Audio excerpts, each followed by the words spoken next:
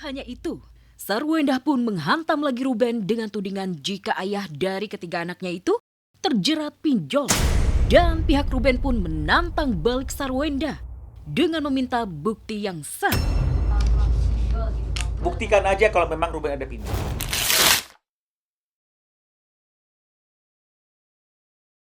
Hubungan mantan suami istri Ruben Onsu dan Sarwendah memang bagai api dalam sekam. Tanpa disadari, ada bahaya yang tersembunyi dan terus menjalar liar. Entah di mana ujungnya. Ya, Ruben dan Sarwendah sama-sama speak up lewat jalur masing-masing. Satu buka suara di podcast, satu lagi memilih merespon lewat kuasa hukum. Sarwendah berurai air mata mencurahkan isi hatinya. Salah satunya yang mencuri perhatian adalah soal Ruben dituding selingkuh saat mereka masih menjalani biduk rumah tangga.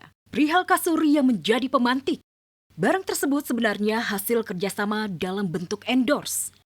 Ruben unggah konten ceramah mengenai ciri-ciri orang munafik yang suka berbohong dan tidak amanah.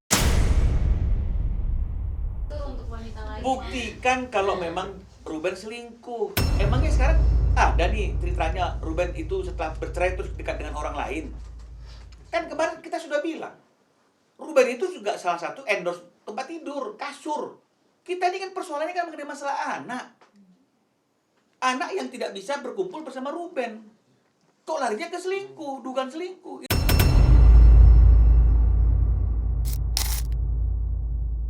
Gak hanya itu, Sarwendah pun menghantam lagi Ruben dengan tudingan jika ayah dari ketiga anaknya itu terjerat pinjol. Dan pihak Ruben pun menantang balik Sarwendah dengan meminta bukti yang sah. Buktikan aja kalau memang Ruben ada pinjol. Doakan semuanya baik-baik dan berjalan dengan lancar.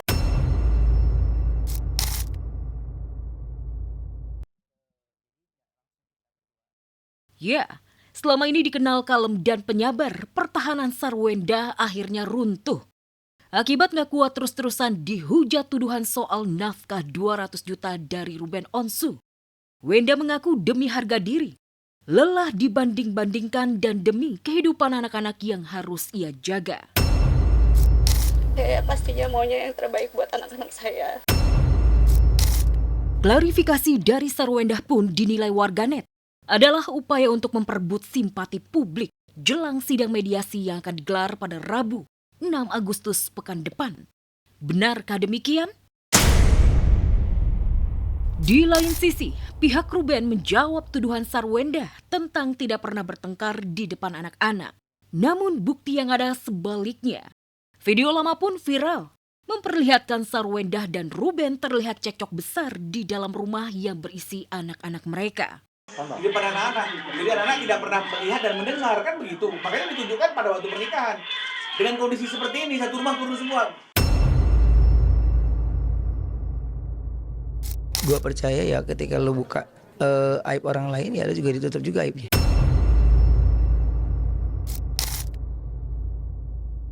Sementara itu, Betran Peto putra Onsu justru memberikan reaksi keras lewat unggahan di media sosial pribadinya dengan satu kata, bohong.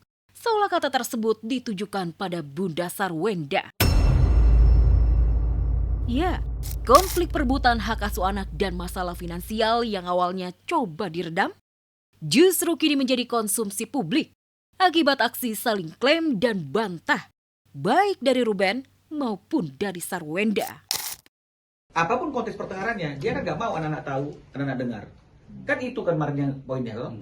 Dan termasuk yang dikatakan bahwa dia gak pernah ribut-ribut di depan anak-anak. Dia gak mau ribut-ribut yang artinya seluruh keluarga besar tahu, betul ya? Nah, dan karena dia ada etika, betul ya? Nah, jadi coba mau video ini untuk pembuktian loh ya, bukan ada maksud untuk melanggar etika ya, coba. Tuh. Satu rumah tahu tuh. Ruben dimarah-marahin nih. Gara-garanya nggak usah, ntar mereka. Itu masih dalam pernikahan ya benar? Iya. Kan dia kan bilang kan bahwa tidak pernah ribut sama Ruben di depan anak-anak. Jadi anak-anak tidak pernah melihat dan mendengar, kan begitu. Makanya ditunjukkan pada waktu pernikahan. Dengan kondisi seperti ini, satu rumah kurus semua. Kira-kira anak-anak dengar nggak sih? Buktinya tuh berani tuh ribut teriak sampai satu rumah tuh dengar gitu loh. Dia boleh bantah, nggak jadi persoalan. Karena memang kadang-kadang dalam hidup ini orang yang mengucapkan itu lebih cepat lupa daripada orang yang mendengarkan. Boleh sih, ya dia boleh sih ngomong nggak pernah bilang cong. Ya kan saya sudah bilang kalau di ruangan terbuka aja berani, apalagi di ruangan tertutup tiba-tiba Ruben keluar memang dia anak sering. Dia boleh bantah, nggak jadi persoalan. Karena memang kadang-kadang dalam hidup ini orang yang mengucapkan itu lebih cepat lupa daripada orang yang mendengarkan. Nah, jadi nggak jadi persoalan. Ya itu dia yang perlu kami sampaikan. Dan termasuk yang dikatakan bahwa dia nggak pernah ribut-ribut di depan anak-anak. Dia nggak mau ribut-ribut yang artinya seluruh keluarga besar tahu, betul ya? Nah, dan karena dia ada etika, betul ya? Nah, jadi coba mau video ini untuk pembuktian loh ya, bukan ada maksud untuk melanggar etika ya. Coba. Suaranya belum. Jadi gedein Bang. Miringin. Layarnya. Agak Ini. layarnya. Brightness cahayanya, brightness cahayanya. Iya. Nice.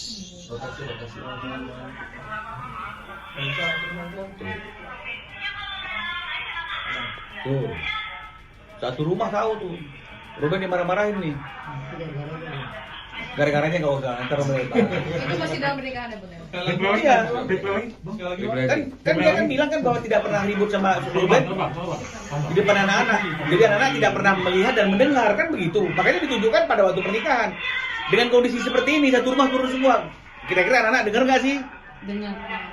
Jadi kalau dia bilang tidak pernah lo ribut bertengkar di depan anak-anak, berarti di ruangan tertutup ini kayak begini ngapain? Emang nggak dengar semua orang? Ini dikaitkan dengan itu ya Bang, perselingkuhan katanya gara-gara ini mereka ribut besar. Ya saya nggak tahu konteksnya, tapi kan yang ingin saya sampaikan bahwa kan nggak benar lah, ya buktinya tuh berani tuh ribut teriak sampai satu rumah tuh dengar gitu loh. Kan kalau memang dibilang saya nggak mau dong bertengkar, apapun konteks pertengkarannya, dia kan nggak mau anak-anak tahu, anak-anak dengar. Kan itu kan marnya poinnya loh. Iya. Dengan kondisi seperti ini, kira-kira cocok nggak sih situasinya?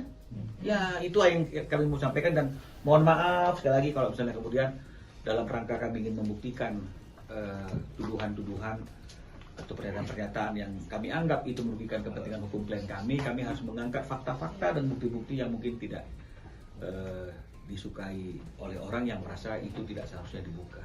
Bang, satu lagi Bang. Saya kan nggak bisa komentari ya tentang kebohongan itu. Nah sekarang saya mau bahas dulu tentang rumah tuh. Kan dia bilang kan dia tidak tahu menanggung. Betul nggak sih?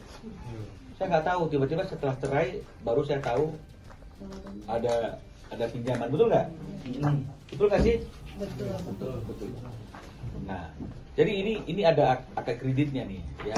Ini harus ditutupin ini nanti gila saya nggak ngerti kalau ini ya. Jadi ini akad kredit, ya.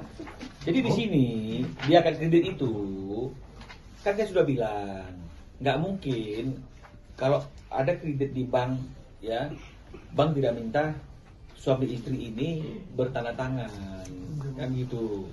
Jadi di sini jelas dikatakan, ya.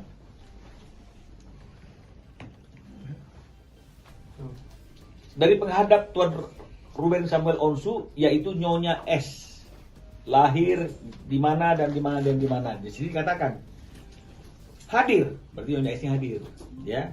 Yang hadir di hadapan saya notaris dan turut menandatangani, ya, minuta akta ini sebagai tanda persetujuan akan tindakan Tuan Ruben Samuel Onsu, ya. Yang menurut keterangan Nyonya S tersebut adalah suami satu-satunya yang terikat perkawinan secara hukum dan agama. Untuk selanjutnya disebut debitur. Jadi kalau bisa dikatakan saya nggak tahu, dijaminkan, saya baru tahu perceraian loh. Nggak akan mungkin berjalan itu kalau misalnya masih dalam perkawinan, dua-duanya tidak diminta datang, dua-duanya tidak diminta tanda tangan. Gak sempat baca? Dengerin aja.